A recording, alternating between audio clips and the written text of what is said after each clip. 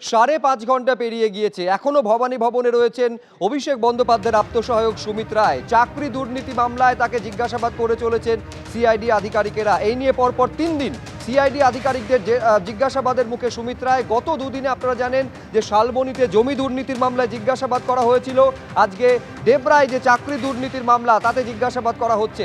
কি চলছে ভেতরে, কি প্রশ্নের উত্তর জানতে চাইছেন সিআইডি আধিকারিকেরা জানবো, সরাসরি কথা বলবো। পার্থপ্রতিম ঘোষ আমাদের প্রতিনিধি রয়েছেন। পার্থ,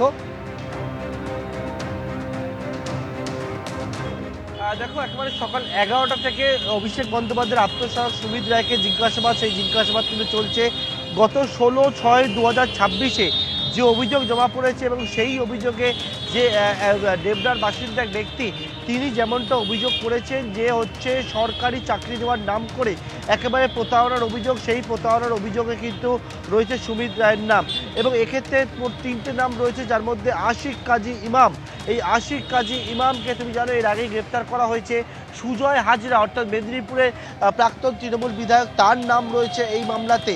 এবং যেমনটা অভিযোগকারীর অভিযোগ যে 12 জনকে জোগাড় করতে বলা হয়েছিল, যে 12টি পদে সরকারি পদে চাকরি দেওয়া হবে 2023 সালে।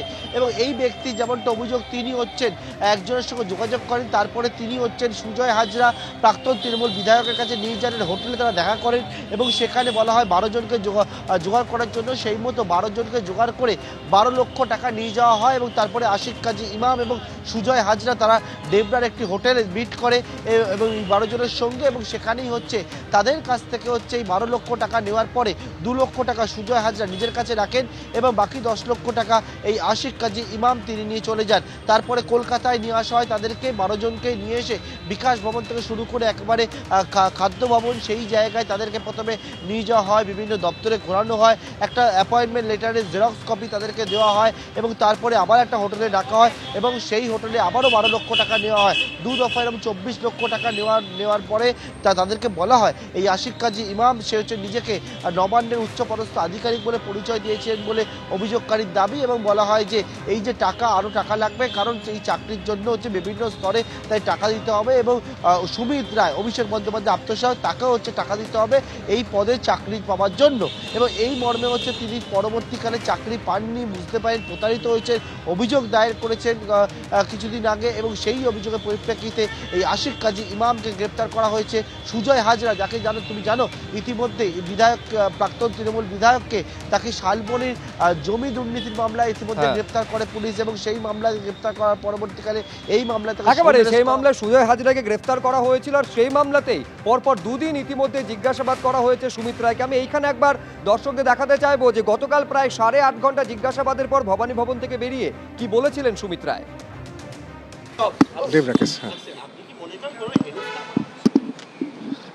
হতে পারে, কিন্তু আমি এ নিয়ে কোনো মন্তব্য করবো না। কোর্টেও তো বিচারাধীন, কোর্টে বিচারাধীন, তো আমি সবকিছু মন্তব্য করতে পারবো না। আপনার খোঁজে তদন্তকারীরা বিভিন্ন জায়গায় গেছে, পাচ্ছিল না, আপনি ছিলেন কোথায়? কলকাতার মধ্যে? এদিকে আশেপাশে ছিলাম, ছিলেন না। আমি আর এটা নিয়ে কিছু বলতে পারবো না। এটা নিয়ে সেবাশ্রয় নিয়েও আপনার বিরুদ্ধে অনেক অভিযোগ উঠেছে, এটা নিয়ে কি বলবেন? না, বলতে পারবো না। মানে আপনার নাম রয়েছে, মন্তব্য করতে পারবো না। আপনার ভূমিকা কি ছিল? একটা রিসর্ট মালিক অভিযোগ করেছে, আপনি তার অভিযোগ তদন্ত হলে সে জানা যাবে। তদন্তে আসুন। আপনার প্রত্যেকটা এফআইআরে আপনার নাম, আপনি কি ভূমিকা পালন করতে? অভিষেক বন্দ্যোপাধ্যায় আত্মসহায়ক, কিন্তু প্রত্যেকটা মামলাতে আপনার সরাসরি না। আপনাকে কিছু ডকুমেন্টস আনতে বলেছিল, আপনার হাতে ডকুমেন্টস রয়েছে? না, ডকুমেন্টস রয়েছে কিন্তু সেটা অফিসিয়ালি আনতে বলেনি, সেই জন্য কোনো ডকুমেন্টস নাই। আপনি কি ব্যাংকের নথিপত্র জমা দেবেন? ডকুমেন্টস ভার্বালি বলেছিল, পরবর্তীকালে বলেছে ডকুমেন্টস আবার লিখিতভাবে দেবে, তখন নিয়ে আসবো। আপনাকে কি মনে হয় হ্যারাসমেন্ট হচ্ছে কোনো কারণে? না, বিচারাধীন, কোর্টের বিচারাধীন রয়েছে সমস্ত মামলা, তো আমি এটা নিয়ে কোনো কমেন্টের জন্য করবো না। এই যে 11টার দিকে 11টার সময়। এবিপি আনন্দ, এগিয়ে থাকে, এগিয়ে রাখে।